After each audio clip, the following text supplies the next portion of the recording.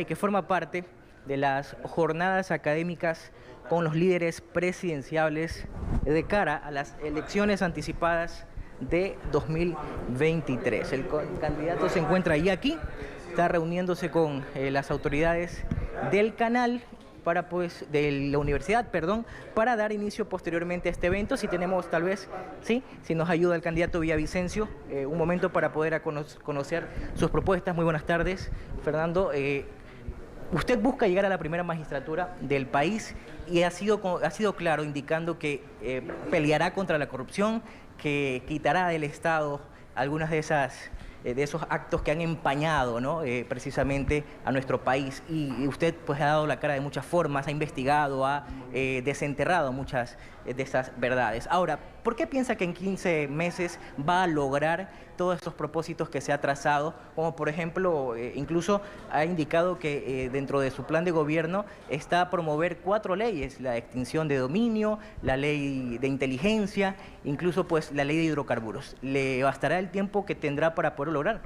Bueno, en realidad el que busca no soy yo, es el país el que busca un gobierno valiente que tenga la capacidad de resolver problemas históricos, un Estado postrado, un Estado sometido a las mafias del narcotráfico, mafias de la corrupción y el soborno, de la minería ilegal y principalmente a mafias políticas. ¿Cómo acabar esto? A grandes males, sí, grandes curas. Este país requiere un gobierno radical, un gobierno valiente. Y usted se ha calificado como un hombre valiente, de hecho ha indicado que es el perfil idóneo para poder llegar Yo no me he calificado, he actuado como el pueblo quiere, de forma valiente, porque denunciar la corrupción no es para blandengues. Quien denuncia la corrupción es un ser humano valiente. Ahora, candidato, lograr promover todas estas leyes que le mencioné, la extinción de dominio, incluso reformas en lo que es la distribución del presupuesto general del Estado para poder generar más equidad en salud, en educación y otras aristas, va también a representar que usted tenga mayoría en la Asamblea, y eso sabemos que no va a ser así. ¿Cómo va a lograr esos consensos si sabemos que va a ser un objetivo difícil de cumplir desde la Asamblea? El Ecuador requiere un mapa del delito. En año y medio aspiro a entregar al Ecuador un mapa de los delincuentes de cuello blanco, de los nuevos ricos de este país que en 20 años han acumulado fortunas mal habidas. Esto en el plano penal será llevado a la Fiscalía General del Estado, que iniciará procesos por lavado de activos, enriquecimiento ilícito y otros casos. Y en el plano legislativo aspiramos a tener un buen bloque de legisladores y consensuar con otros para aprobar esta ley que el partido del prófugo se negó a hacerlo. Aspiramos a tener un buen bloque de dominio para incautar los bienes mal habidos, principalmente a los operadores de justicia. En este país algunos jueces son más delincuentes que los propios delincuentes. Entonces, ahora si no pueden justificar el origen ilícito de sus bienes, van a ser procesados penalmente y sus bienes van a ser incautados. Al electorado también le interesa saber ¿qué estrategia o qué plan tiene en el ámbito de la seguridad? Usted ha indicado que va a trabajar con las Fuerzas Armadas, con la policía, de hecho ha propuesto una reforma interesante para la institución, pero estas mafias están enquistadas. El narcotráfico, el crimen organizado, del que tanto se habla, se han llevado a cabo varias iniciativas y no se ha podido hacer nada. ¿Por qué usted piensa que sí lo va a poder hacer y en 15 meses? Bueno, mi plan de seguridad es tan bueno, pero tan bueno que hasta los otros candidatos que tienen algunos títulos extras han copiado mi plan. Este plan está orientado primero a tomar el control de los puertos de este país, en especial los puertos de Guayaquil, por donde sale el 90% de la cocaína. Así es que ahora los militares van a tener el control de los 10 puertos y vamos a impedir que productos importantes de exportación de este país, como el banano, café, cacao, camarón, sean contaminados con cocaína. Segundo, impedir que la cocaína llegue a los puertos, instalando un sistema de escáneres en las vías principales del Ecuador y movilizando a nuestras Fuerzas Armadas a la frontera. En la frontera hay algunos gobiernos locales, alguna alcaldesa de un puerto principal cuya pareja está vinculado al Frente Oliver Sinisterra. Es decir, es tan clara la vinculación de gobiernos locales con estructuras criminales que solo las Fuerzas Armadas pueden llevar adelante un trabajo de alta cirugía contra el delito. Esto lo vamos a hacer de forma simultánea a la creación de una unidad de élite de la Policía Nacional, que es una policía antimafias encargada de perseguir, someter por la vía de las armas a quienes, narcos, violadores, asesinos, vacunadores, extorsionadores. Pero eso va a requerir, ya con esto finalizo, porque sé que tienen que dar paso al evento, que usted establezca alianzas con los Estados Unidos, con la Unión Europea, y esto a su criterio no afecta a la soberanía del país, tenemos entendido, ¿no? Se va a asesorar en la medida en la que sea necesario. La lucha contra el crimen no tiene por qué afectar a la soberanía. Yo he hablado con el embajador del Reino Unido en Quito y con la Embajada de Estados Unidos, y vamos en mi gobierno a profundizar las relaciones para recibir asesoría, recursos económicos y equipamiento en la lucha contra el crimen organizado. Le agradecemos a Fernando Villavicencio por el espacio que nos ha dado dentro del marco del diálogo, ¿no?, de las jornadas académicas con los líderes presidenciables de cara a las elecciones del año 2023, el mes de agosto, que se realizarán elecciones anticipadas. Ya hemos escuchado parte de su plan de gobierno, ¿no?, una lucha contundente contra el crimen organizado en relación a la seguridad, también acciones que van a constar, entre ellas, por ejemplo, reformas a la institución policial, alianzas con la Unión Europea, con Estados Unidos y asesoría en lo que tiene que ver para la lucha contra la inseguridad. Pero nosotros en este momento vamos a seguir con ustedes, Denise, en estudios, para que tengan más detalles del candidato y otras noticias. Mientras tanto, aquí en el Aula Magna, antes de que inicie el evento, vamos a seguir registrando todas las novedades para llevárselas a ustedes en los siguientes minutos. Muy buenas tardes. Eder, y muchísimas gracias por esa entrevista exclusiva para U Noticias. Y en el mismo tema, recorriendo varios puntos del país, se observa al aspirante presidencial de la Alianza Gente Buena Construye, Fernando Villavicencio. Así lo deja ver en sus redes sociales. El exasambleísta realizó en días pasados una caminata por la ciudad de Cuenca y un evento en el sur de Guayaquil. Sobre una tarima se lo observa bailando en el sector de Cristo del Consuelo junto a candidatos a la Asamblea por Guayas. También utiliza las redes para hablar sobre la coyuntura nacional. Esta noche, como ya lo hemos mencionado, estará en el Aula Magna de la Universidad Católica de Santiago de Guayaquil exponiendo su plan de gobierno en una nueva edición de jornadas académicas con los líderes presidenciales que se dará en pocos minutos. Y mientras tanto les comentamos que organizaciones políticas y medios de comunicación de Pichincha conocieron el paso a paso de las elecciones anticipadas 2020 contra la democracia.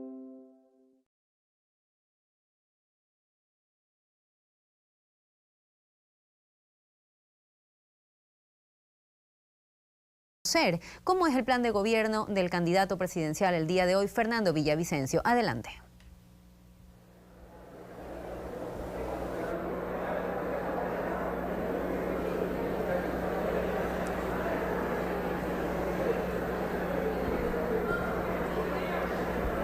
Buenas tardes. ¿Cómo está? Buenas tardes. Damos inicio a la jornada Líderes Presidenciables, jornadas académicas. Agradecemos la presencia del señor rector de nuestra universidad, doctor Walter Mera, del decano de la Facultad de Derecho, personal docente y sobre todo de la comunidad universitaria de la Universidad Católica de Santiago de Guayaquil. Es un gusto para nosotros compartir en este espacio el diálogo social que tiene que surgir de la academia, del claustro universitario, para fortalecer y desarrollar el interés en las propuestas y conocimiento de las mismas de quienes aspiran a liderar los destinos a corto y mediano plazo de nuestro país. En esta oportunidad contamos con Gabriela Sierra, quien es exalumna de la carrera de Comunicación Social de nuestra universidad, quien tiene una amplia experiencia en comunicación, especialmente en asuntos relativos a la comunicación política. Adicional, nos complace agradecer la asistencia de Fernando Villavicencio Valencia, candidato a la presidencia de la República del Ecuador. Fernando nació el 11 de octubre de 1963 en el cantón Alausí, en la provincia de Chimborazo. Es licenciado en Periodismo y Comunicación Social, escritor y activista político. Se inició como reportero en Radio Tarqui de Quito y ha colaborado en varios medios de trascendencia en la comunicación como Vanguardia, planb.com.es, milojas.is, The Guardian, Caretas y otros. Sus notas periodísticas y denuncias han llegado hasta medios internacionales como New York Times, El País y también cadenas noticiosas como Reuters, CNN, French Press y Al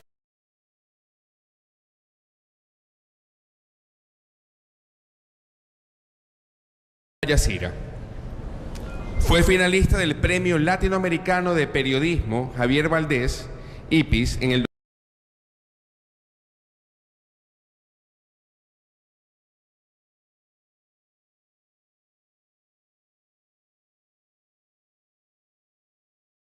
del 2021, fue electo asambleísta nacional y presidente de la Comisión de Fiscalización y Control Político, cargo que ejerció hasta el 16 de mayo del 2023, fecha en la que el presidente de la República disolvió la Asamblea Nacional. Es coautor del libro El discreto encanto de la Revolución Ciudadana y autor de los libros El feriado petrolero, Ecuador Made in China, La derrota del jabalí, Los secretos del feriado, El economista y Arroz Verde. Con esto damos paso a nuestros invitados para que puedan iniciar las jornadas. Muchas gracias. Gracias.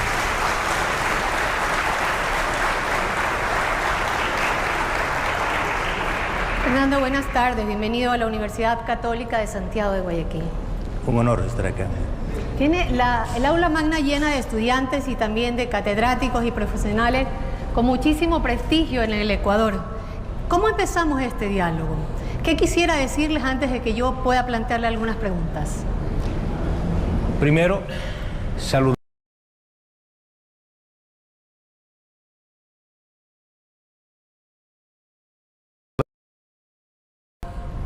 Lejos de la academia.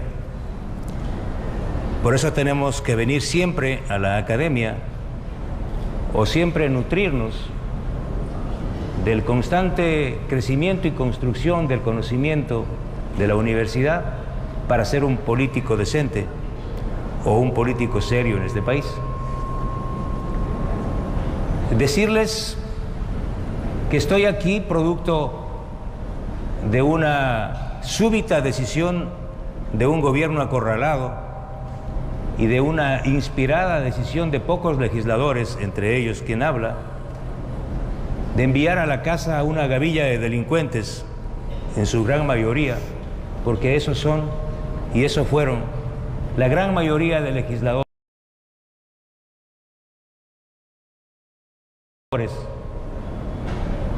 que llegaron allá a conspirar, no en contra de un gobierno, sino en contra de la democracia, de la poca democracia.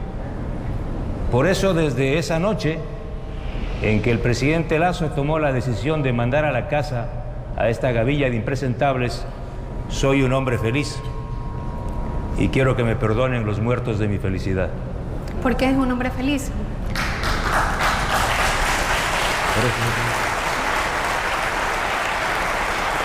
Soy un hombre feliz. Es un hombre feliz. Porque lo que hemos probado desde el día y la noche de la muerte cruzada es que esa asamblea nos queda sobrando. ¿A alguien le hace falta la Asamblea Nacional? Bueno, pero necesitamos el poder que necesitamos tener en la asamblea. Necesitamos otra asamblea, no esa asamblea. ¿Cómo sería la asamblea que usted reconstruiría? ¿Cuál sería el perfil de la asamblea ideal para Fernando Villavicencio? Yo impulsé un acuerdo en la segunda vuelta, ustedes recordarán, convocar a una consulta popular orientada a transformar un sistema parlamentario copiado del chavismo venezolano, que es el que tenemos ahora, una asamblea unicameral, y construir un parlamento bicameral con un senado de altísimo nivel ético, político, académico y hasta estético. Un senado que tenga las facultades de aprobar las leyes, de elegir autoridades de control, de fiscalizar y de ser un contrapoder del poder. Y una Cámara Baja que pueda construir las leyes. Estos modelos parlamentarios, ya que hay expertos, han servido muy bien y son mucho más eficaces en Europa, en los propios Estados Unidos.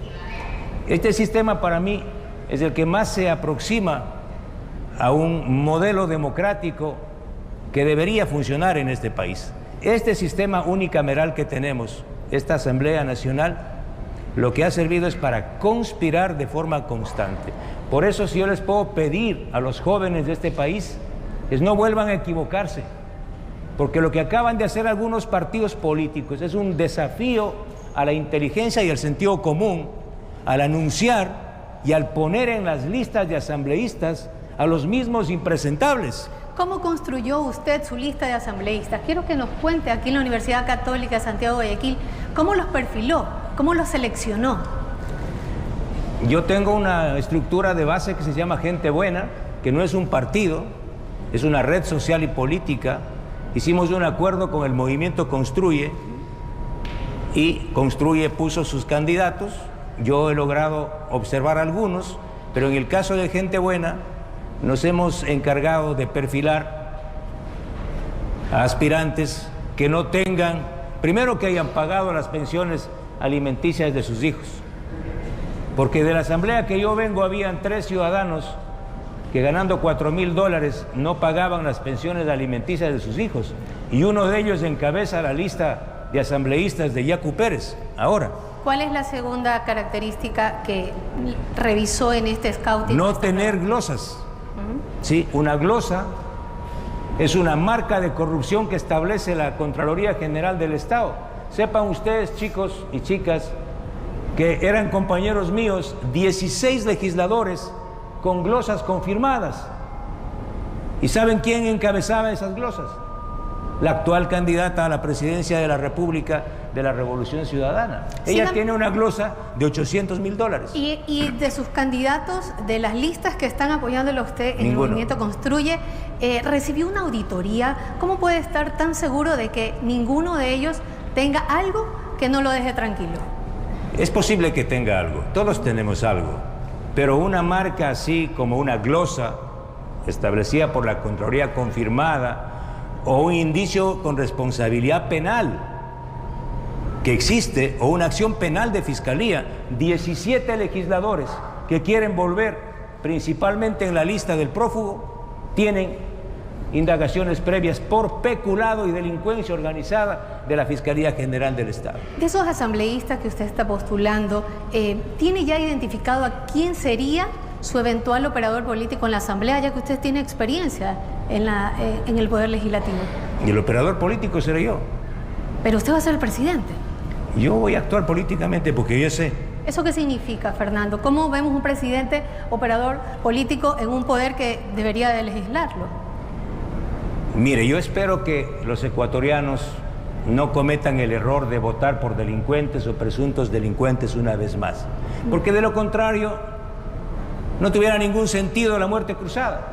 Les mandamos a la casa para que vuelvan recargados a seguir conspirando en contra del poco Estado de Derecho que tenemos. Entonces yo espero que estos impresentables no regresen a la Asamblea Nacional, porque confío que mi pueblo es un pueblo sabio e inteligente. Y segundo, confío en que otros bloques parlamentarios sí vienen ávidos de construcción de democracia a aprobar leyes para generar empleo, una reforma profunda al Código del Trabajo que le inserta el Ecuador en el mundo, a aprobar la ley de extinción de dominio para quitarles el dinero robado a las mafias de este país, una ley de inteligencia que le permita al Estado defenderse de estructuras criminales que hoy acechan a la sociedad y al propio Estado. Si no vienen para esas grandes obras, estos legisladores, a mí no me va a temblar la mano de mandarlos nuevamente a la casa. ¿Usted tiene identificado cuáles son esos grupos políticos que están postulando para el legislativo con los que pudiera tener cierta empatía? Sí, yo creo que sectores vinculados al propio Yacu Pérez, sí, porque les he escuchado que apuntan a favorecer en el Parlamento Nacional la aprobación de leyes orientadas a la generación de empleo, a la atracción de capitales extranjeros, a la lucha contra la corrupción, que más o menos son mis postulados. Entonces yo confío que mi bloque parlamentario, que será muy potente, muy poderoso, podamos hacer acuerdos con los otros partidos y movimientos políticos de la Asamblea Nacional. Y yo mismo, ¿por qué usted se asusta cuando pero usted es el presidente? Porque aquí viene la clave. Mi gobierno tiene que ser, aunque yo no quiera, tiene que ser un gobierno de coalición, tiene que ser un gobierno de concertación nacional, incluso con los que sean derrotados, porque yo voy a ganar la presidencia, ya va a ver. Con todos los derrotados y la gente, los demócratas de este país, requerimos en año y medio hacer una catedral de la democracia. Más o menos los que ya han estudiado o han vivido aquella historia de Clemente Yerovi. El Ecuador requiere un gobierno así, capaz de pasar de un estado de inseguridad, de violencia, de crimen organizado, de ingobernabilidad, a un estado seguro, tranquilo, de paz, que le permita en el 2025 relanzarnos como república y como nación, independientemente de quién sea el presidente del año 2025. Si yo logro eso, me retiro tranquilo a la casa, pongan mi nombre en una calle de Alausí y me quedo feliz. ¿Cómo hacemos?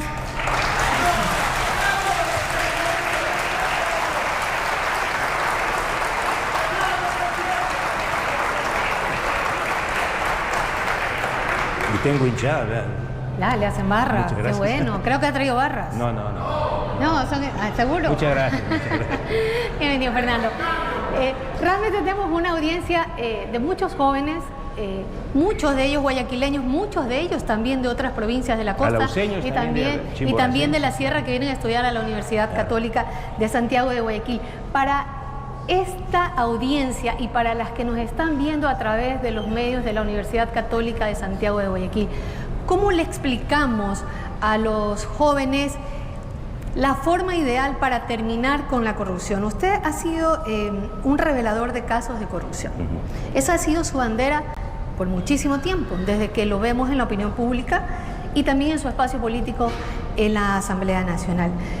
También lo he escuchado en otras entrevistas que usted asegura que en su gobierno no va a haber corrupción. ¿Cómo nos puede garantizar eso? Yo visualizo Fernando Villavicencio gana las elecciones y al siguiente día, ¿qué va a pasar? ¿Cómo va a garantizarnos que no haya nadie corrupto y nadie de grupos con los que usted definitivamente no ha tenido ningún acuerdo? Bueno, primero, está por demás. Yo he honrado la palabra, he hecho de la palabra un instrumento de conquista de la verdad. He escrito 260 investigaciones en 15 años y la mayor parte en la oscuridad, en el exilio, en la persecución. 6 años de persecución y exilio, como ningún periodista en este país. Y gracias a mis trabajos de investigación, los 48 presos y otros prófugos están ahí por el periodismo de este país, no por la Fiscalía, no por la Contraloría. Después entraron ellos. El periodismo, y a los jóvenes periodistas que están aquí o que estudian periodismo, es la mejor causa que han abrazado. Hagan periodismo de investigación. Sin periodismo de investigación no hay democracia. Con toda esa experiencia que yo tengo y que tenemos como periodistas de investigación, vamos a llegar al poder. Yo tengo clarito el mapa de la corrupción en el sector público. Explíquenos un poco para quienes no lo saben. ¿Cómo es eso? Las mafias que existen en el petróleo, en las telecomunicaciones, en el sector eléctrico, en la seguridad social, son estas mafias intermediarias las que se roban gran parte de la riqueza de este país. Por ejemplo, en la seguridad social. Los hospitales del IES están controlados por grupos mafiosos, 14, yo me lo sé, con nombres y apellidos. Uno de ellos en Miami, ¿recuerda usted? Que yo publiqué una foto donde estaba un Latin King, asambleísta para variar, en un gran chapuzón con unos mafiosos que le hacían ¿qué? Que le vendían la medicina, los insumos médicos con sobreprecios al hospital Teodoro Maldonado Carbo. Jóvenes, mientras exista corrupción, será imposible hablar de desarrollo, de educación, de salud en este país. A este país no le hace falta plata, a este país le sobran ladrones. Y a esos ladrones hay que mandar a la casa y a la cárcel. ¿Cómo? Yo voy a presidir. El presidente de la República preside los directorios de las empresas públicas. tiene un representante. No, señor representante, se va. Yo voy a presidir. Las sesiones del directorio de Petroecuador, yo voy a presidir. Y yo dirigiré las grandes licitaciones de nuestro petróleo para evitar que entren los intermediarios. No es concentrar demasiados poderes. Yo soy el presidente y voy a cuidar los bienes de mi país. Mira lo que yo denuncié en la Comisión de Fiscalización, ¿sí? Que quería el gobierno de Lasso recibir la central Coca-Cola Sinclair con 17.500 fallas estructurales. ¿Qué le pasa? Y se peleó conmigo, no me dio los votos. Finalmente le quebré, ¿sí? Y no se recibió la central, con sobreprecios, con fallas. Así no está bien. Mire lo que yo denuncié a la Contraloría General del Estado y ahora es noticia, no sé si es noticia, que toda una red de intermediarios en el sector eléctrico, dirigida por uno que aparecía en la piscina, son los que conectan y reconectan los medidores de luz, y que por cada acción de conexión y reconexión ellos reciben un porcentaje. Entonces van y conectan y reconectan en su casa. ¿Y sabe cuál es el impacto a su planilla eléctrica? El 62% de la planilla es un producto de un fraude, de un robo de estos grupos de intermediarios. Conmigo se acabó, se van. Así de fácil.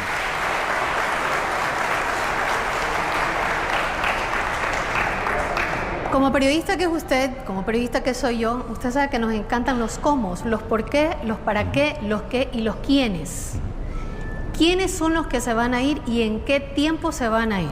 Usted es nombrado presidente, se posesiona. ¿Qué pasa en los siguientes días? Con precisión. Hablemos del IES. ¿Qué va a hacer ahí? Estas estructuras mafiosas que yo conozco se van. ¿Cómo se van? ¿Los va a sacar? ¿Los va a liquidar? Los voy a sacar. Si me toca indemnizarlos, los voy a indemnizar, y con acciones penales, porque habrá que iniciar investigaciones para determinar los vínculos de estas estructuras mafiosas que se roban la plata de los ecuatorianos. En el sector de salud, ¿cuántas personas cree usted que va a sacar? ¿Tiene ya visualizado? No le puedo decir un nombre, pero ¿un número? El número que sea. O sea, yo prefiero pagar $1 millón de indemnización y ahorrarme $50 millones en el robo, ¿o no? Pero claro.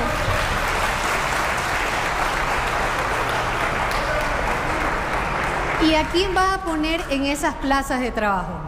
¿Quién va a reemplazar a estas personas que no cumplen con sus requisitos que nos está explicando esta tarde en la Universidad Católica? Bueno, primero identificaremos si eran necesarias o no, porque en el Seguro Social hay más de 40.000 funcionarios.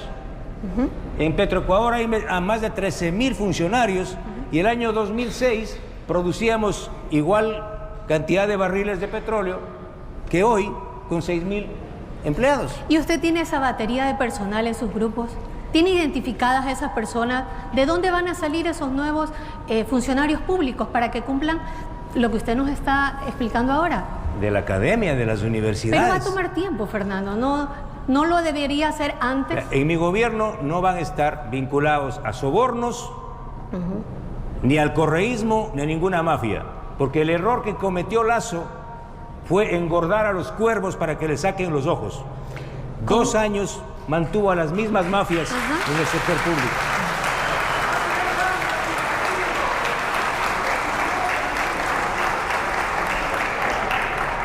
Pero si a Lasso le costó 2 años, ¿cómo usted lo va a poder hacer tan rápido? Porque a mí no me tiembla la mano, vea.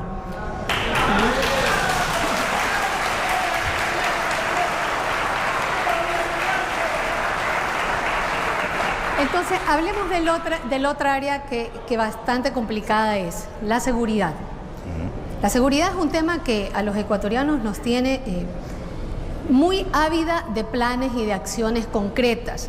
Hemos escuchado de usted algunas de esas acciones.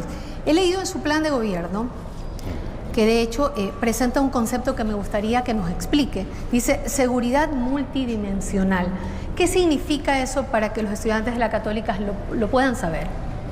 Entendemos que la lucha en contra del crimen organizado, ya sea en contra del narcotráfico, de la minería ilegal, de estructuras de corrupción o de mafias políticas, lo vemos como parte de un todo, una visión integral.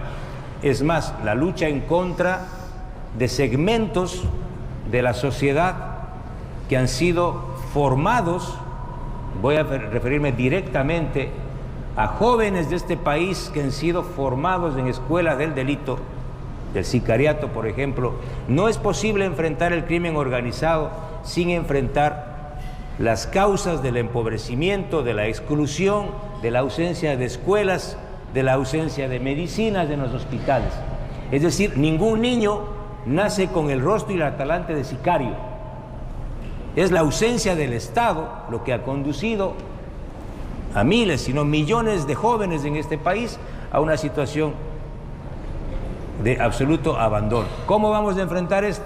Primero, entendemos que el crimen organizado es una guerra transnacional en contra de este país. Yo he hablado con la Embajada de Estados Unidos, con el embajador de Reino Unido, y les he dicho, este es mi plan de gobierno, y la única posibilidad de ganar esta batalla es con el aporte de ustedes y un acuerdo a morir contra el narcotráfico. Y me han dicho, correcto, señor Villavicencio. ¿Qué queremos de Estados Unidos? Capacitación, recursos económicos, ¿sí? Equipos para enfrentar el narcotráfico, ¿sí? Equipos de inteligencia y guarda el Reino Unido. ¿Por qué? Porque el 90% de la droga de este país, que no es nuestra, que es de Colombia, que lo manejan carteles mexicanos, Jalisco y Sinaloa, sale por los puertos de Guayaquil. ¿Cuál será el segundo o tercer decreto o cuarto? No quiero equivocarme en eso. Disponer a las Fuerzas Armadas, y aquí están hombres que han dado casi su vida y su experiencia por nuestras Fuerzas Armadas, que Fuerzas Armadas tomen el control de los 10 puertos de Guayaquil y todos los puertos de este país para impedir que los productos de exportación de este país sean contaminados con la cocaína. No sé si están de acuerdo ustedes, que eso es lo que hay que hacer. ¿Por qué no lo ha hecho el gobierno de Lazo? Igual, porque le tiembla la mano. Segundo, ¿por dónde se transporta la cocaína desde la frontera norte a nuestros puertos? Por las lindas carreteras con sobreprecios. Entonces vamos a poner un sistema de escáneres en las carreteras para que todos los vehículos sean vigilados. Y como decía afuera en entrevista, hay algunos alcaldes, el problema mío es que a mí, yo digo las cosas porque conozco y tengo documentos. Hay una alcaldesa de San Lorenzo, si me están grabando y escuchando mucho mejor, de la Revolución Ciudadana, que está vinculada al Frente Oliver Sinisterra. Es la puerta de entrada de la cocaína al Ecuador. Entonces tenemos que movilizar a nuestras Fuerzas Armadas a la frontera norte para impedir que ingrese la cocaína. ¿Cómo va a ser ese plan financiado? Suena muy interesante y muy potente decir vamos a trabajar en la frontera, en los pasos formales y en los informales. Usted como periodista de investigación ha hablado mucho de esto. ¿Cómo trabajar ahí y con qué fondos se puede hacer? Porque también se necesita agilidad, porque también había un plan de escáneres en los puertos que todavía no se concreta, solo hay 2 puertos que lo tienen. ¿Cómo garantizar que su plan sí se ejecute rápidamente en la frontera? Es imperdonable que el gobierno de Lazo, pese a que tienen ya instalados los escáneres en los puertos, no operen esos escáneres y hayan postergado esta operación. Él tendrá que responder. Segundo, hay un acuerdo con Estados Unidos para financiar estas operaciones antinarcóticos. Lo vamos a hacer, vamos a profundizar esos acuerdos. Es decir, aquí no es un problema de ausencia de recursos. Este país está en estas condiciones porque hemos tenido gobiernos blandengues. ¿Y sabe por qué más? Porque una buena parte de la clase política de este país está financiada por el narcotráfico, por la minería ilegal y por la plata de los sobornos. Si quiere le doy nombres. Démelos. Un candidato a la presidencia construyó su cable submarino con plata de los sobornos de Odebrecht, ¿o no?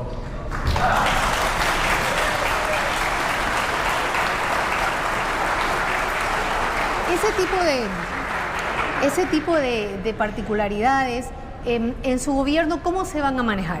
¿Van a ser trabajadas con participación ciudadana, con el Congreso, con una comisión de fiscalización poderosa como veo que usted quisiera que exista? ¿Cómo lo va a manejar?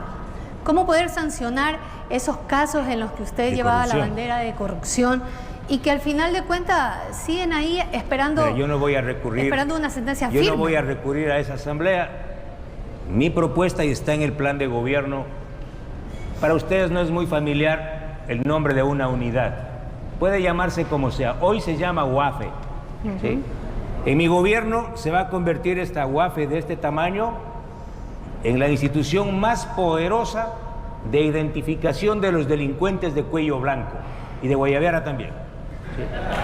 ¿Sí? Y de Poncho también. ¿Por qué?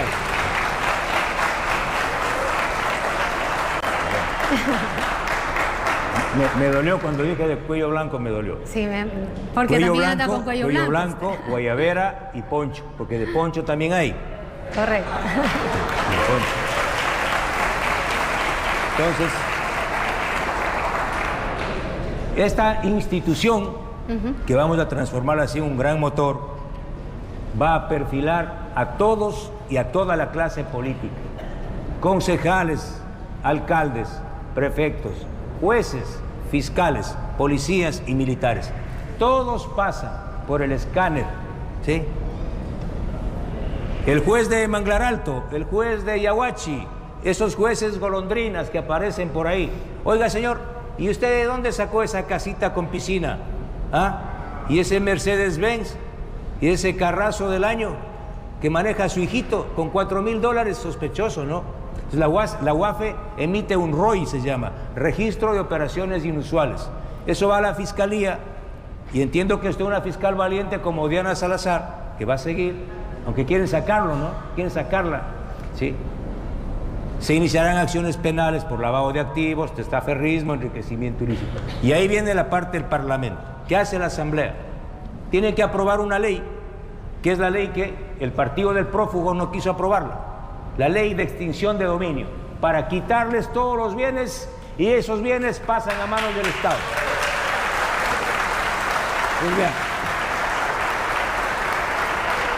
Y era la buena nueva. Todos los recursos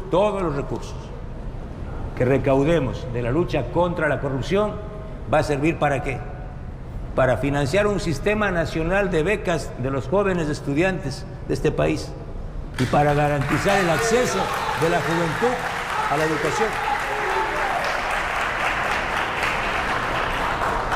Pero eso nuevamente cae en la Asamblea y usted no puede garantizarnos que en la Asamblea va a pasar ese proyecto de ley. Menos aún cuando hay un bloque que seguramente va a ser mayoritario y que no va a ser fácil convencerlo para que pase sus proyectos y gana la presidencia. ¿Y por qué usted dice que va a ser mayoritario? Porque definitivamente en el país ellos tienen una votación importante. ¿A quién se refiere usted?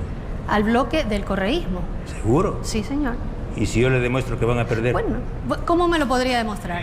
Va a perder porque este país inteligente va a perder. Parece que usted quiere que vaya un bloque poderoso del correísmo. Fernando, discúlpeme, pero esa no es una respuesta académica adecuada para esta audiencia. Usted me está diciendo, y aquí, igual que usted me está diciendo que el correísmo va a llevar un gran bloque. Yo le digo que no. Los periodistas nos basamos en datos y en cifras e información.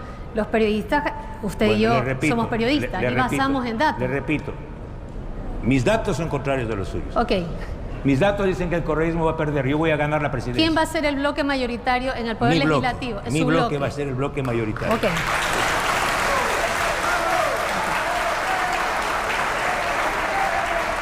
Con ese bloque mayoritario que va a tener a usted, ¿cuáles van a ser las principales leyes que van a pasar desde la presidencia a ese bloque? Una ley estrella para que celebren los guayacenses, se llama la ley de poder local. Aquí se ha peleado mucho por autonomía, se ha hablado también de federalismo. Este proyecto de ley es de iniciativa manavita de unos amigos míos, pero es genial. 3 componentes rapidito. Primero, transferencia de todas las competencias del gobierno central a los gobiernos autónomos descentralizados. ¿Con fondos o sin fondos? Ahí viene la segunda. Ese es el primer componente. Por ejemplo, en Manabí, el aeropuerto de Manta, que es un aeropuerto internacional, es manejado por el Ministerio de Transportes y Obras Públicas. O sea, no puede seguir. Pero ahora, no solo se transfieren las competencias, sino también el dinero. Correcto. Hay una fórmula automática. ¿Cuánto aportó Azuay el año anterior en impuestos al presupuesto del Estado? 900 millones. ¿Cuánto le devolvieron? Menos de 200. Una injusticia. automáticamente los recursos que provienen de esta provincia se revierten inmediatamente a cada gobierno local. Y tercero, se estructura una secretaría que puede cambiar de nombre, que es la que controla la eficiencia en el gasto del presupuesto de los gobiernos locales. Con este proyecto se acaba la peregrinación de los alcaldes y prefectos al Ministerio de Finanzas para decirle, oiga, ministro, ya son 3 meses y no me da el cheque. Es decir, Guayas, Azuay, ya no va a tener el problema, los azuayos. ¿Por qué no licitan las vías? ¿Por qué Azuay está incomunicado? Porque el gobierno central no le da la plata, se acabó. Incluso en las cárceles serán cárceles locales. Y todos los delincuentes de alta peligrosidad serán transferidos a una cárcel central. ¿Eso también se lo va a transferir a los gobiernos seccionales? Los gobiernos locales coadministrarán con el gobierno central un sistema para los PPLs de baja peligrosidad. Podemos crear granjas agrícolas en la sierra, vayan a cultivar papas y aquí vayan a cultivar arroz. Ningún preso va a ser subsidiado por el Estado, ¿o no?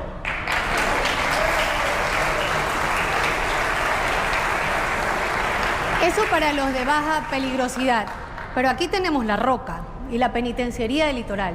¿Qué va a pasar ahí en el gobierno de Fernando Villavicencio? Vamos a transferir los delincuentes de alta peligrosidad, narcotraficantes, amigos de narcotraficantes, violadores, sicarios y delincuentes de cuello blanco, o sea, los que se robaron la plata, a una cárcel de alta seguridad que la vamos a hacer. Hay 2 escenarios posibles, uno en Chimborazo, en la parte más alta, casi a 4.000 metros de altura para que sientan el frío, y otra en la Amazonía ecuatoriana, donde hoy funciona un recinto militar. Será una cárcel completamente aislada, la única forma de ingresar es por aire, ¿sí? No va a haber visitas conyugales ni nada por el estilo. Y que me digan que estoy violando los derechos humanos, que me digan. ¿Y cómo las va a financiar? ¿Tiene proyectado en su plan? 5 millones de dólares. ¿De dónde los va a sacar? 5 millones de dólares lo tiene el gobierno. ¿Cómo ha visto usted estas últimas cifras que presenta el gobierno del presidente Lasso, de cómo deja el país? ¿Cómo cree usted que va a recibir el país? Con huecos de corrupción. Pero ¿y en hilachas. Economía? En hilachas. ¿Con fondos? Sin fondos. ¿Puede un presidenciable cumplir todo lo que ha entregado en planes como el suyo cuando hay dudas de que exista o no exista presupuesto?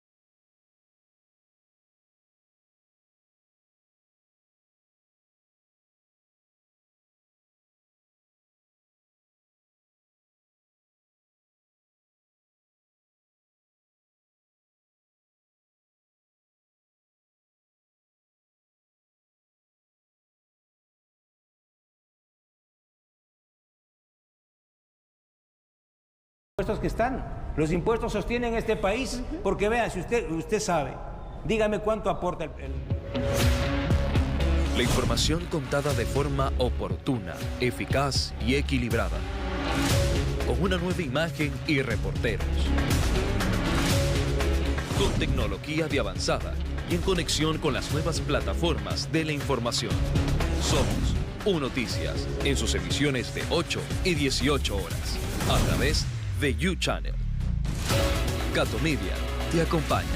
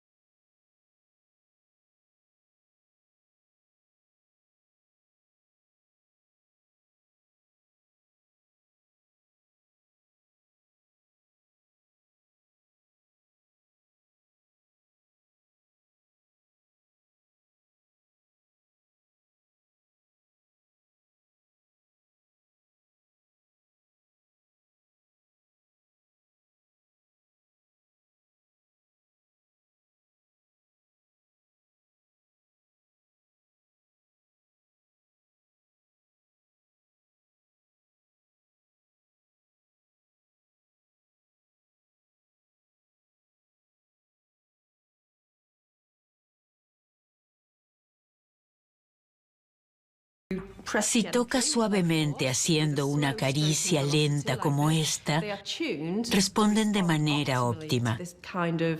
Y creemos que estas fibras táctil C nos dan una sensación de contacto positivo y suave. Zona Docu, sábado 15 horas, en Cato Media.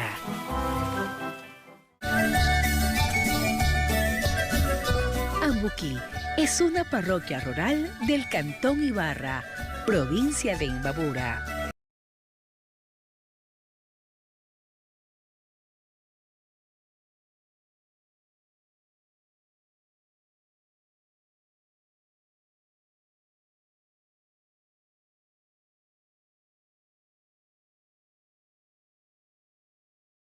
De mi país, los colegios de médicos de mi país pondrán ministro de salud.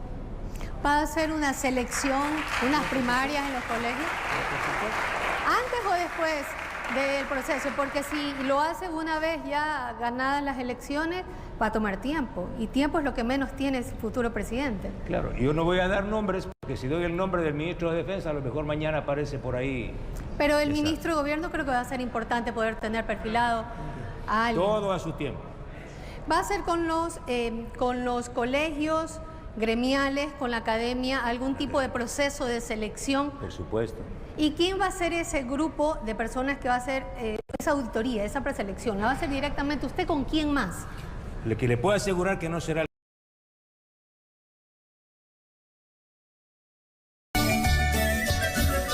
Ambuquí es una parroquia rural del Cantón Ibarra, provincia de Imbabura.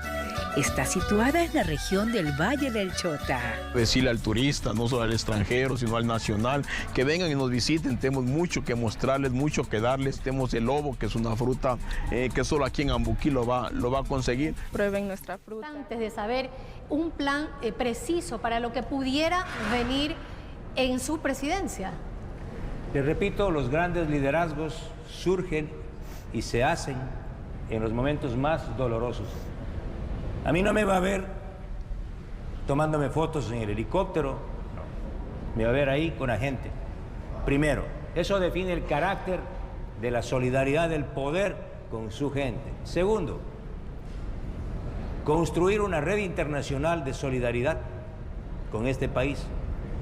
Tercero, hay líneas de crédito en marcha, que conozco al menos 2 del Banco Interamericano de Desarrollo, que serán dirigidos exclusivamente para enfrentar reconstrucción vial, atender en salud con unidades móviles de salud, que veo que este gobierno no tiene una sola equipada, una sola, ambulancias aéreas que tampoco tiene, ¿sí? En el plano de la educación tampoco tiene un plan. Y lo más importante, garantizar la seguridad alimentaria de este país. Este momento ya está viviendo una catástrofe el sector agrícola. Bananeros, cacaoteros, arroceros. ¿Qué me han planteado? Señor Villavicencio, ¿cómo vamos a garantizar la mesa de los ecuatorianos? Yo les he dicho así, el Estado va a tomar el control coyuntural de todo el sistema de silos y almacenamiento de productos, porque estamos en emergencia. Segundo, el Estado va a adquirir los productos, porque estamos en emergencia. Esto no significa que va a ser siempre así, pero estamos en emergencia. Hay una línea de crédito que lo manejaré desde Ban Ecuador de $300 millones con créditos para los pequeños y medianos productores del 1 y el 2%, sin el papeleo que le piden ahora, que traiga 10 papeles de soporte para darle un crédito de $5.000. Se acabó. En emergencia no va a ser así. Reitero, líneas del BID, asistencia internacional, movilización de Fuerzas Armadas y la policía, trabajo conjunto con los gobiernos autónomos descentralizados, $300 millones en créditos de Ban Ecuador a los pequeños y medianos productores, control del sistema de silos y almacenamiento para garantizar la provisión de alimentos básicos, entre otros. ¿Va a decretar entonces en la salud y en otros sectores como agricultura la emergencia? Depende de la magnitud.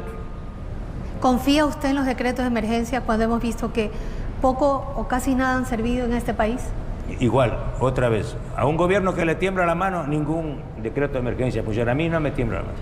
Pero no es cuestión, creo yo, Fernando, solo de decir no me tiembla la mano. ¿Cómo podemos hacer que quienes estamos hoy aquí escuchándolo, sepamos que en esos decretos de emergencia suyos realmente van a pasar las cosas y no va a haber corrupción como anota? ¿Pero qué es la emergencia? La emergencia es la movilización de Fuerzas Armadas, de la ciudadanía, de la policía, de los GATS y principalmente la movilización de recursos económicos.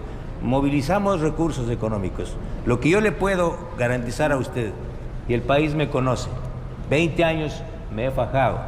Yo no voy a permitir un solo caso de corrupción, y menos en un momento de catástrofe como el fenómeno del Niño. Personalmente voy a actuar. Eso no quiere decir que no exista, ¿sí? Correcto. Porque va a existir con seguridad. Lo importante es que no haya impunidad. Esa es la clave. Por eso, más grave que la corrupción es la impunidad. Y estos dos últimos gobiernos son los gobiernos de la impunidad. Pero la escasez en emergencia sigue en los hospitales. Quienes estamos afiliados al IES todavía seguimos, aún en las emergencias, en los hospitales públicos y en los CIE, a falta de atención, a falta de medicamentos. ¿Cómo solucionarlo pronto cuando se nos viene un tema que puede ser muy delicado? ¿Qué dicen los expertos? ¿Qué dicen los expertos? ¿A quiénes compra el Seguro Social ahora los medicamentos y los insumos médicos? Te voy a poner un ejemplo del juicio político que yo dirigí en la Asamblea Nacional contra la ex ministra de Salud. El Ministerio de Salud firmó un contrato con la empresa pública de la Universidad Técnica de Ambato. Ustedes se preguntarán, ¿y qué carajo producía la Universidad Técnica de Ambato? Paracetamol. No, pero tenía y tiene una empresa pública.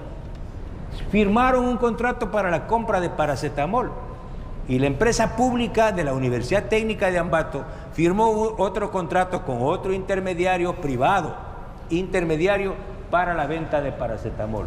Y esta empresa compró a una fabricante. Esta red de intermediarios es la mafia. Esta es la mafia. Tenemos que eliminar esta red de intermediarios y se cae la mafia y comprar directamente ¿a quién? Al que fabrica el paracetamol. Yo no voy a comprar pan en una panadería, en una ferretería. ¿El sistema de compras públicas variaría? ¿Se paralizaría en esa emergencia suya? Vamos a comprar directamente los medicamentos e insumos médicos a los fabricantes nacionales y a los fabricantes internacionales. Pero ahí también puede haber el a dedo. ¿Cómo eliminarlo? Menos, son los intermediarios, con un concurso público internacional. Ah, ok. ¿Y quién lo respaldaría en esto? ¿A quién buscaría nuevamente a otros países como cuáles? Claro, puedo poner ejemplos que no se resienta a nadie, pero un país donde hay grandes farmacéuticas es la India, por ejemplo. Ok. Entonces, uno puede hacer un acuerdo de gobierno a gobierno con Estados Unidos, con Suiza, con la India, para que las empresas fabricantes farmacéuticas de estos países puedan entregar medicamentos de forma rápida e inmediata en casos de emergencia. Fernando, he recibido algunas preguntas de estudiantes y de personas que están esta tarde, noche, acompañándonos en este conversatorio con usted. Y tengo una pregunta de Denise Ibarra. ella estudia aquí en la universidad y dice: en la actualidad existe una considerable cantidad de alumnos becados en las universidades del Ecuador. ¿En su gobierno usted va a garantizar aumentar ese número de becas? Aumentar, acabo de decirlo, todos los recursos económicos que logremos recuperar de la corrupción serán dirigidos a ampliar y financiar un sistema nacional de becas al más alto nivel. Y una noticia paralela a esto: yo he conversado con varios empresarios, grandes empresarios de este país, y les he dicho: ¿ustedes están de acuerdo en incorporar en su nómina laboral al 25% de jóvenes estudiantes a cambio de una rebaja en el impuesto a la renta? Y me he dicho: caramba, ¿y por qué no se le ocurrió antes a algún presidente de la República? Encantado. Dos, hoy los jóvenes estudiantes no pueden estudiar y trabajar. En mi gobierno se acabó. Vamos a facilitar que los jóvenes estudiantes puedan trabajar en ramas similares. ¿Cómo se va a garantizar eso? ¿Cómo sería el plan para empezar a estudiar la universidad y a la par trabajar para ganar experiencia? Una experiencia que piden cuando uno busca un trabajo o su primer trabajo, para ser más específico. Por dos vías: lo que corresponde al Ejecutivo en el caso del sector público directamente, y lo otro tiene que ser una reforma al Código del Trabajo, porque no puede el Ecuador seguir con un Código del Trabajo de hace casi 100 años, si no me equivoco, ¿sí?, que no le permite, si usted quiere hacer un contrato para trabajar vía remota en Inglaterra, no puede, porque mañana Inglaterra le va a pagar a usted en su cuenta bancaria y viene la UAFE y le va a decir: oiga, usted está lavando dinero, ¿de dónde sacó ese dinero? Por eso es tan importante, tal vez más importante que elegir a Villavicencio como presidente, sea elegir un buen parlamento, buenos legisladores. En serio.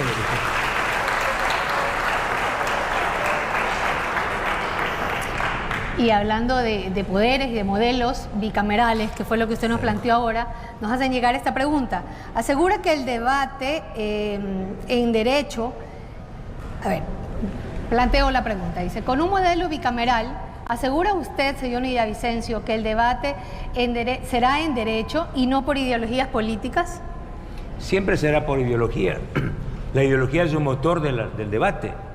Pero lo importante es que el Senado, al estar constituido por ciudadanos y ciudadanas con un mayor nivel de formación académica, política y ética, lo que permite es construir leyes de mayor y mejor calidad.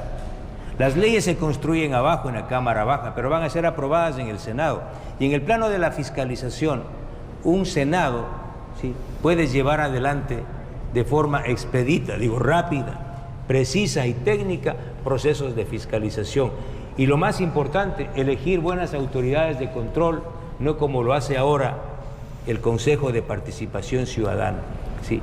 Por eso, mi criterio, no muy personal, es de que ese Consejo de Participación Ciudadana tiene que irse a la casa. Yo soy partidario de volver a un Estado normal de 3 poderes: ejecutivo, legislativo y judicial. Ahora tenemos un pulpo de 5 ¿Y lo llevaría poderes. A ejecución cómo? ¿Promoviendo una nueva constituyente?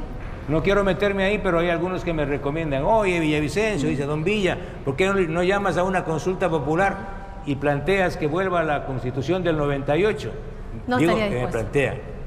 Analizaríamos. Si tenemos una asamblea que conspire, buscaríamos cualquier recurso constitucional. Ok. Vamos a otra pregunta. Esta pregunta viene de un profesional graduado en la Escuela Politécnica, Fabricio Layedra. Dice: usted es periodista de investigación. Conoce que la investigación necesita de mucho financiamiento. ¿Cómo promover la investigación en las universidades públicas de alto nivel si cada año se reduce su presupuesto en decenas de millones de dólares y nuestros profesionales, nuestros cerebros se fugan al extranjero? Vuelvo a mi matriz. Gran parte de todos los recursos que recuperemos serán destinados a la educación universitaria, entre ellos las becas, financiar, mejorar la capacidad de laboratorios de investigación en todas las ramas. Y mientras los recupera, ¿no hay otra forma de inyectar? No hay recursos. O sea, nos toca esperar. O sea, tenemos un gobierno de año y medio. Yo no voy a engañarles mucho. Okay. Un gobierno de año y medio. Yo lo que espero en ese año y medio es ¿sí? Someter a estas mafias que no nos permiten tener un Ecuador tranquilo y en paz, someterlos con la fuerza y con la ley, o con la ley y con la fuerza, con mi policía y con mis fuerzas armadas. Y eso. Y en esa puntualización, Doménica Palau, de la carrera de Derecho de la Universidad Católica, nos dice: señor candidato, ¿considera usted en su gobierno el retorno o reabrir la base de Manta para que los Estados Unidos colaboren en el control aéreo del narcotráfico? Fortalecer los acuerdos con Estados Unidos en la lucha en contra del crimen organizado, en particular en contra del narcotráfico. No necesariamente hoy atraviesa porque vuelva a la base de Manta. Le voy a poner un ejemplo. Hoy actúan o interactúan personas y funcionarios altamente capacitados de Estados Unidos. Es más, conozco que el gobierno de Estados Unidos le ha planteado a este gobierno la posibilidad de que vengan, ¿sí?, funcionarios de altísimo nivel que están capacitados para identificar operaciones narcodelictivas, pero este gobierno le dice no. Es que yo no voy a tener ningún problema de contar con esa asistencia de Estados Unidos o del Reino Unido o de cualquier otro país en la lucha contra el crimen organizado. ¿Serán rostros visibles o serán personajes que tengan un perfil bajo? ¿Cómo los vamos a identificar? ¿Cómo van a trabajar con ustedes? ¿Los ciudadanos nos vamos a enterar de esos rostros? ¿Serán caras vistas? ¿De quiénes? Por ejemplo, de la UAFE en Ecuador. Pero claro, el Ecuador va a saber quién preside la unidad de análisis financiero y van económico. A estar instalados. Además va a ser un SAR de lucha contra el crimen organizado, algo así, ¿no? ¿No le preocupa, señor candidato, hace poco cuando se posesionaron las nuevas autoridades de las ciudades y de las provincias de todo el país, fuimos testigos de un incidente con una autoridad recientemente electa en una ciudad muy cercana a Guayaquil, como es el Cantón Durán? Fue impactado, tuvo un incidente muy fuerte que de hecho no le permitió despachar en sus primeros días. Usted es una persona que ha tenido muchos enfrentamientos en temas de corrupción con grupos a los que usted denomina como mafias. ¿Qué medidas está tomando para que esos sucesos que pasaron, por ejemplo, con el alcalde de Durán, no se repitan en su gobierno, ni con usted, ni con su equipo, ni con nadie? Yo tengo un informe de alto riesgo, del 96% de riesgo. Aquí están ex oficiales. Ninguna persona en este país tiene un informe de riesgo como el que yo tengo. Y si ustedes me ven con 2 personas que son de la policía, es por eso. Por ahí salieron algunos mamertos a decir que yo tengo un escuadrón de policías. Tengo 2 policías. Porque hace 3 meses atacaron mi casa a tiros, 4 tiros. Usted vio en la prensa. Sí, señor. Y hace más de 10 años allanaron mi casa en la noche de Navidad y han intentado someterme y silenciarme en 4 ocasiones. Por eso digo, yo soy un sobreviviente. Pero mi suerte no tuvo Jorge Gabela. Jorge Gabela hacía lo mismo que yo. Y su mujer llora 13 años la impunidad de ese crimen. Y en mi gobierno, no me han preguntado, en mi gobierno vamos a acabar con la impunidad de crímenes como el de Gabela, Quinto Pazmiño, todos los ciudadanos que fueron víctimas de un gobierno brutal y represivo. ¿Cómo entendemos eso? ¿Qué es lo que va a hacer exactamente? Justicia. Justicia desde la presidencia, ¿cómo? Voy a desclasificar toda la información del asesinato de los 3 periodistas de Diario El Comercio, que yo no sé por qué el gobierno de Lazo no ha desclasificado. Voy a desclasificar toda la información del asesinato de Froilán Jiménez del 30S. No sé por qué el gobierno de Lazo no ha desclasificado. Y voy a ordenar una investigación sobre el asesinato de Fausto Valdivieso, colega periodista. ¿O quieren que siga en impunidad? Vamos a otra pregunta del público. Santiago Revelo, de la carrera de Derecho de la Universidad Católica, le dice: Fernando, candidato, ¿cuál es su posición con respecto a la explotación del Yasuní? ¿Y qué puede decirnos sobre la minería teniendo en cuenta de que el Ecuador es rico en minerales? Primero contestémosle lo del Yasuní. Mi posición, yo voy a votar sí, pero no me corresponde a mí actuar ideológicamente, en este caso, sino como presidente de la República. Soy el único candidato que tiene una alternativa en caso de que gane el sí, que es con la renegociación de los contratos petroleros.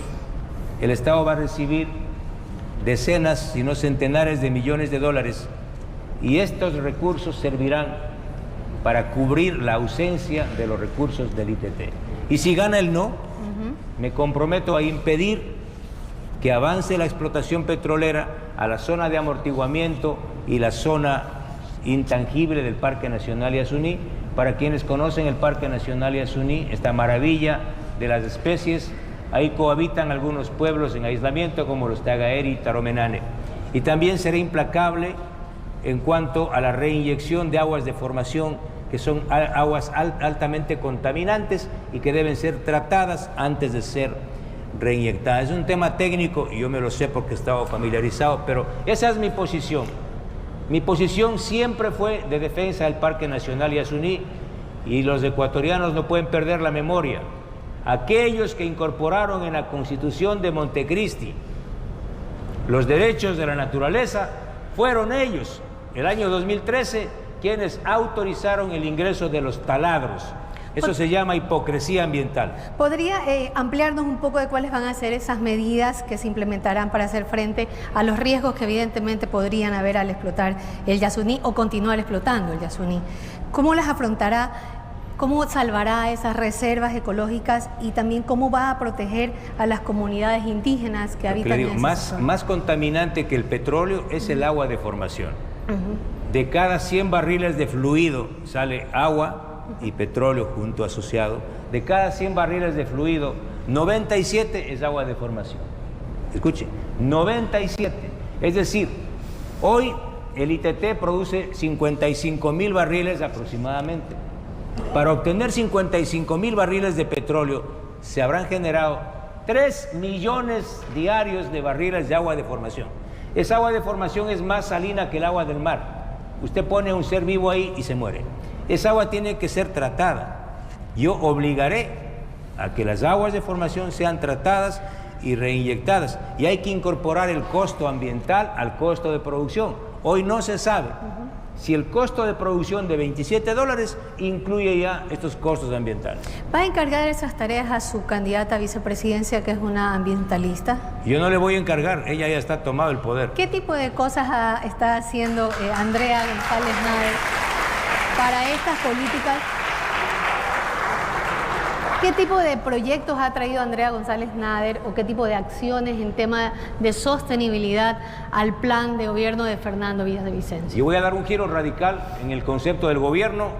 La Constitución dice que el presidente le delegará a su vicepresidente el proyecto Manuel Espejo, el proyecto de salud, y anda enfermo, me refiero al actual vicepresidente. Andrea González Nader, esta joven apasionada guayaquileña de origen cuencano, o de familia cuencana, es raro eso, apasionada por la naturaleza y por la vida, ella va a gobernar conmigo, porque el tema ambiental y una visión sostenible de un nuevo país es transversal a todo, a la economía, a la política, a la cultura, a todo. Es decir, yo no le voy a delegar nada, ella va a gobernar conmigo. Sí, pero va a tener que entregarle algunas áreas porque al final de cuentas va a estar concentrado usted, nos ha dicho toda en este diálogo, en algunas acciones muy políticas desde el Ejecutivo. Entonces, ¿cuáles van a ser las áreas que usted entregaría para que su vicepresidenta gestione pues ella va a manejar y realice, ¿no?, todos los componentes ambientales de todas las áreas, en economía, en petróleo, en electricidad, en todo hay un componente ambiental, en todo. Dentro de lo económico, dice Juan Sebastián Plaza, también de la carrera de Derecho de los primeros niveles de la Universidad Católica, ¿de qué manera plantea influir en la reactivación económica, sabiendo que el tema es fundamental para resolver los demás problemas que vivimos, como la delincuencia, la deuda externa, las deudas también que tenemos los jóvenes? Volvemos al tema original, vamos a tranquilizar este país, a ganar inversión extranjera y nacional, cuando el país esté tranquilo, por ejemplo, a licitar el gas del Golfo. Yo no entiendo por qué este gobierno se ha demorado tanto tiempo, a pedirle al capital privado nacional y extranjero si quiere participar en la captación del gas de los mecheros de la Amazonía, que es impresentable, 50 años quemándose el gas cuando podemos captar ese gas, generar energía eléctrica o envasar para gas de consumo doméstico. Grandes proyectos mineros responsables, eso me faltó decir. Yo voy a respetar y a promover la minería responsable en este país, garantizando una participación justa del Estado ecuatoriano, pero cero minería ilegal. Yo acabo de venir el día de hoy, llegué del Tena a Quito, me puse esto para decir a ver si me ven elegante, y voy a proyectar en las próximas horas unos videos desgarradores de la situación en la que está este paraíso que es la Amazonía ecuatoriana, el río Napo, el río Yutsupino, producto de la minería ilegal. Cero minería ilegal. Y es Andrea González, quien creyera, esta muchacha delgadita, que dice: toda la maquinaria que esté operando en los ríos amazónicos de forma ilegal será dinamitada en mi gobierno. Dinamitada. ¿Saben por qué? ¿Saben por qué? Porque cuando uno incauta las maquinarias y les lleva al patio donde están las maquinarias, nadie quiere hacerse cargo. ¿Y de quién es esa máquina? Dicen que es del alcalde de Archidona. No, dicen que es del diputado. Y no aparece. Y luego viene un fiscal, va al día siguiente, y la máquina, no, el fiscal ordenó la devolución. No, vamos a dinamitar, con Andrea González Nader, a dinamitar toda la maquinaria que esté operando. ¿Y no se incurre en un delito al quemar un bien de alguien? El delito se llama crimen ambiental, destruir los ríos. Ese es el delito, no destruir la máquina.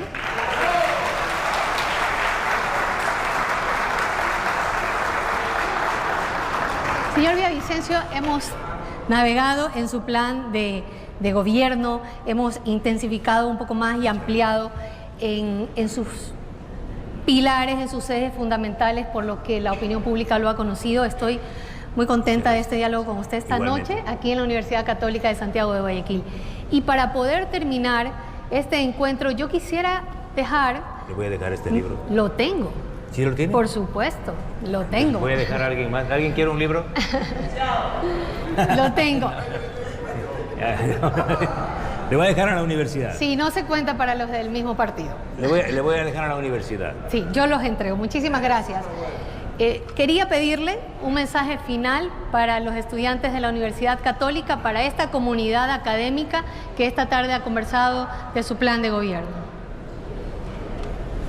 Yo no vine a pedirles el voto, nunca les dije, ¿no? Y no voy a pedirles el voto porque es impresentable que un ciudadano que hace política venga a convencerles a los jóvenes de este país. Ustedes, después de lo que me han escuchado, vayan, busquen a Villavicencio quién es este señor, qué ha hecho por esta patria. Si yo les he convencido de algo, muchas gracias, anímense a votar. Y de lo contrario, díganme que no han votado por mí. Y voy a decir lo que me dice mi hija, que es más o menos de la edad de ustedes. Dice: papá, si quieres ser un buen presidente, tienes que recordar los mejores momentos cuando fuiste un buen padre. Y casi fueron los mayores momentos de tu vida. Un buen padre siempre será un buen presidente, porque un padre nunca le roba la plata a sus hijos.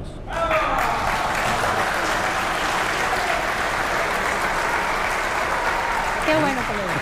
Muchas gracias. Muchísimas gracias, Fernando. La universidad tiene para usted un obsequio que quiero ser portadora para entregárselo. Gracias. Deje que no. Y con esto damos por terminado el día de hoy estas jornadas académicas en el marco también de UNoticias, donde hemos dado a conocer el papel del plan de gobierno del candidato Fernando Villavicencio. Nosotros retomamos a nuestra programación habitual y pues el día de mañana los esperamos nuevamente aquí a través de Cato Media. Tengan muy buenas noches.